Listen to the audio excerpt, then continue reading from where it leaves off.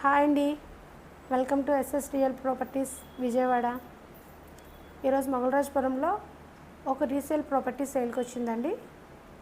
దీని గురించి మరిన్ని వివరాలు తెలుసుకోవడానికి ఈ వీడియోని స్కిప్ చేయకుండా చివరి వరకు చూడండి.